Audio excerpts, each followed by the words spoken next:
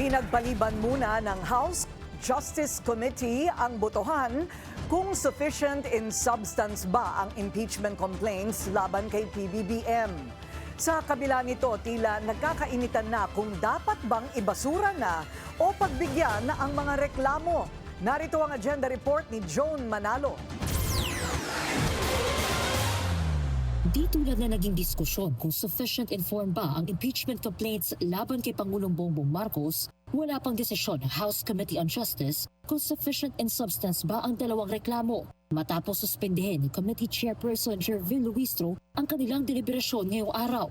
Aniya, saka na nila pagbobotohan kung sufficient in substance ba ang unang reklamong inihain ni Attorney Andre De Jesus. Kapag natapos na ang pagtatalakay sa pangalawang impeachment complaint na isinampa ni Liza Maza at iba pang miyembro ng progressive groups, nakatakda ang ikatlong pagdinig bukas ng hapon. The reason is to give time to the members of the committee to ponder, decipher, evaluate all the comments and opinions we've heard today.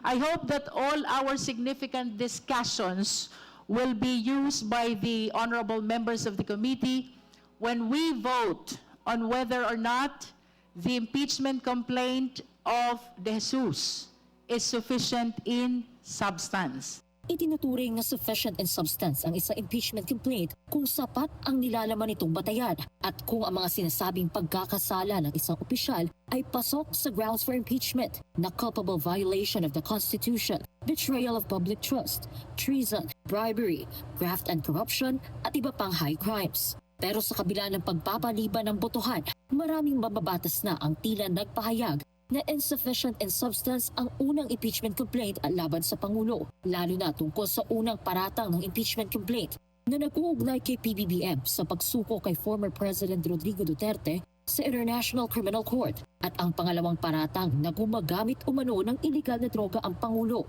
Pero para kay Bicol Saro Party List Representative Terry Riton na miyembro rin ng Justice Committee, premature pang sabihin na may boto na ang mga kasapi ng komite.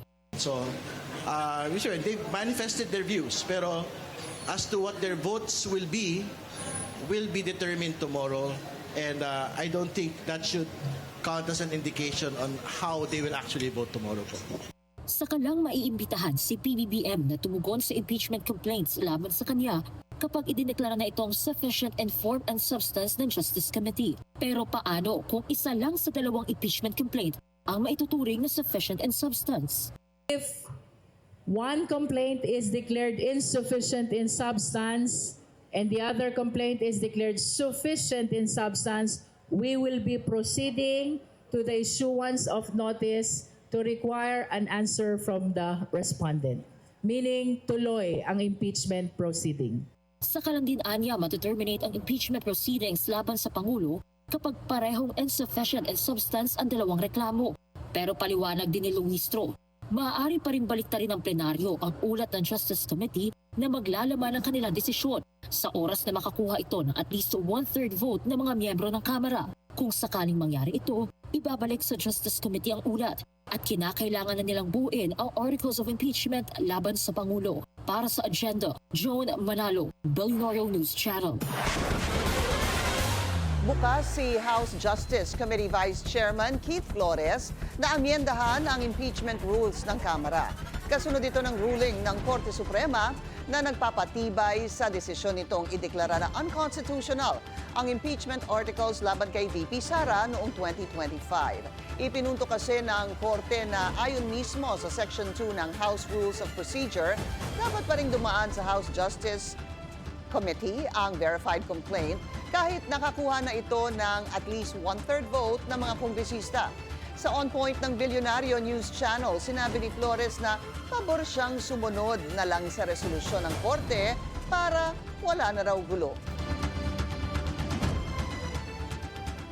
Tayo? It's our fault na how it was worded Pero because if you read the first sentence, 'di ba? Lahat na nasa baba needs to be Kailangan referred to conform. the Committee on Opo. Justice.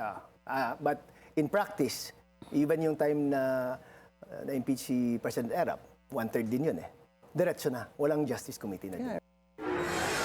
Pero ayon kay Flores, may hindi rin malinaw sa desisyon ng Korte Suprema.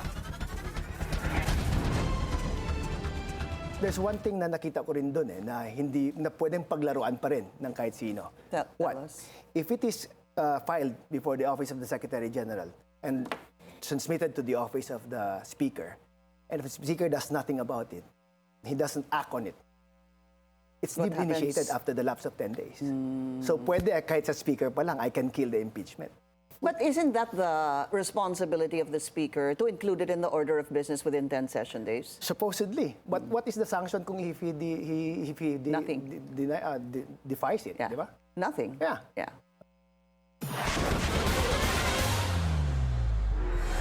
Unbothered pa rin si PBBM sa kabila ng pag-usad ng impeachment complaints laban sa kanya. Sa ngayon daw kasi, wala pang galaw ang kanyang legal team. Napag-usapan daw ang mga reklamo sa closed-door meeting. Pero iisa ang posisyon ng Pangulo. Yan ang sumunod sa proseso ng House Justice Committee. Ito ang sagot ng Malacanang nang tanungin kung dadalo ang Pangulo sakaling ipatawag ng Kamara. Kung patungkol po sa sufficiency in form and substance na nasabing mga complaints or rather impeachment complaints at hintayin lamang po natin kung magkakaroon at magbibigay po sila ng invitation sa ating Pangulo. Manatiling nakatutok sa Bilyonaryo News Channel. Sumubaybay sa aming social media accounts at mag-subscribe sa aming YouTube channel para sa mga bago at eksklusibong balita.